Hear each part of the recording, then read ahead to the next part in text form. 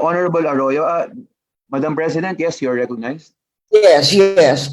Mr. President, we are all debating about the senior year, which is supposed to be textbook tech. Now, the studies by PIDS, the anecdotal stories, the results of the survey, the result of the depth ed study all show that the last 2 years, the senior years, the senior high school, consisting of book tech, has not worked to provide the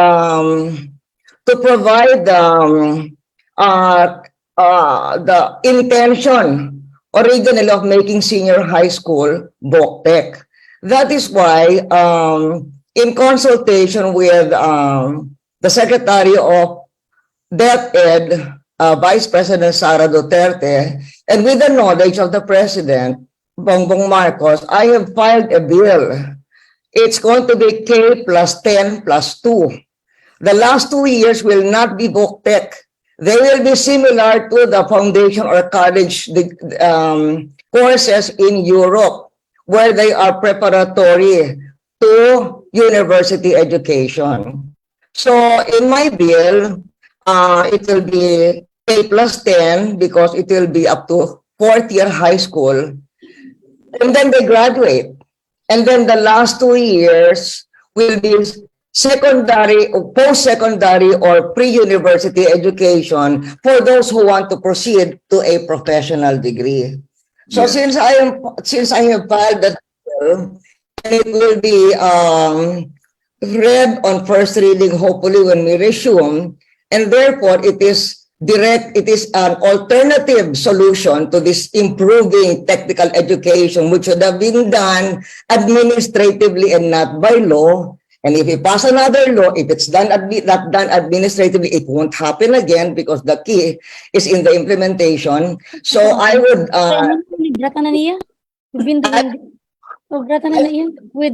silent yan. To have a prejudicial motion that because the two bills are alternative solutions to the problem we have encountered, that we defer further consideration of this bill until my very closely related bill can be considered in the committee again, because they're closely related and they might come up with the same committee report at the end of the day. So moved, Mr. Chairman. Madam President, with your indulgence, of course, we will defer to the former president. But again, right now, we still have the K-12 program. The proposed bill, which we discussed earlier also, Madam President, if you recall, is going to be on first reading, and we will surely hear that bill immediately. But I don't think we should stop a hearing on this, because this is still with respect to the current K-12. The bill that you filed will effectively, the moment we read it, then that will amend the whole system, not only the K2, the 11 and 12, but the whole K-12 system. This one is merely for 11 to 12, while that bill is not yet with us and while it is not being heard. In that sense, with your permission, we proceed with this first, so that at least we, in the event that this goes through first, at least may konting salvation naman yung ating students for entering 11 and 12 for the textbook. I defer to your decision, Mr. Chairman. Thank you. Mr. Chairman. Yes, Honorable Steve Solon. Yes, sir, Mr. Chairman. You know what? Upon hearing the proposal by President Arroyo, I've been racking my brain about this for a while, because there's kind of like a gap there which I was trying to figure out how to fill. But Madam President, I am in full support of your idea. I just wanted to manifest my support for that, because absolutely, if we want our countrymen to be competitive worldwide, the courses for the last two, or for the extra 2 years in high school should be foundational. You know, we're missing on basic calculus, we're missing on physics 101, we're missing on many foundational courses that make us competitive globally. And at least there's that option that if a student wishes to go tech voc, then it can proceed to TESDA and not jeopardize his or her status of a high school diploma. So thank you very much, Mr. Chairman. I just wanted to manifest my opinion. Thank you, sir. Thank you. Chairman Roman. Yes, Chairman, go. Yeah, I would like to ask President Arroyo, ito po bang proposal ninyo, does it include a provision on the Tech Book program that is included in the K-12 right now? It does not include a provision on tech book for the last 2 years because, as Congressman Steve Solon said, if they want to go to book tech, let them go to a TESDA school. However, in the transitory provisions, there is a provision where DepEd and TESDA and CHED will all work together for the transition into the new system of K+10+2. Okay, thank you, ma'am. Mr. Chair, Yes, Chair Mark. there is a merit to the suggestion of President Arroyo.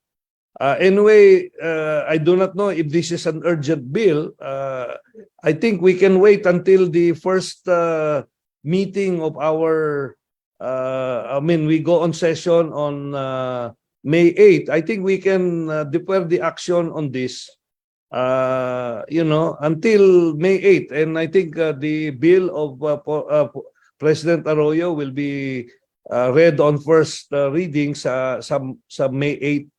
So immediately after it is referred to the committee, we can include this as part of the deliberation of this proposed measure, Mr. Chair. Well, Mr. Chair, Well, if that is the pleasure of the chair of the higher ed, which is the other, which is part of this joint committee, then we would have no problem. Then we can just adjourn this meeting right now para wala nang issue. Okay, With that, Mr. Chair. is there a motion to adjourn this Chair, meeting? Mr. Chair, Yes. Mr. Chair.